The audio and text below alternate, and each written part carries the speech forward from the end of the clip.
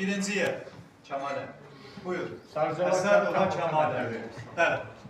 Buyur. Halal olsun müəllimlərinə. Təşəkkür edirəm. Buyurun.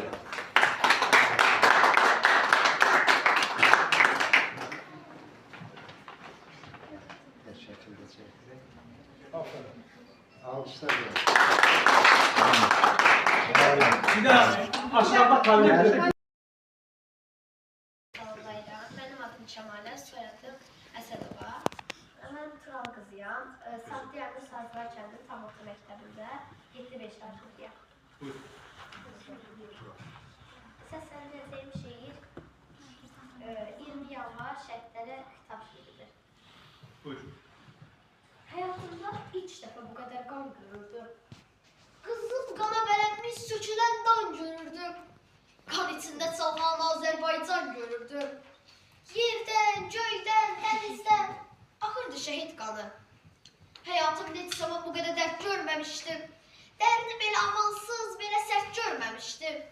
Benim düşmanım kadar ben namert görmemiştim. Namertlerin başında çakırdı şehit kanı.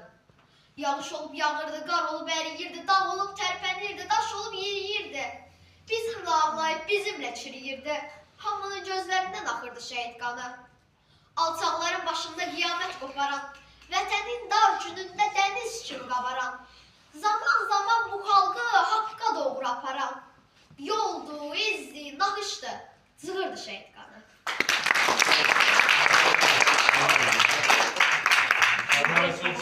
Sesine göre.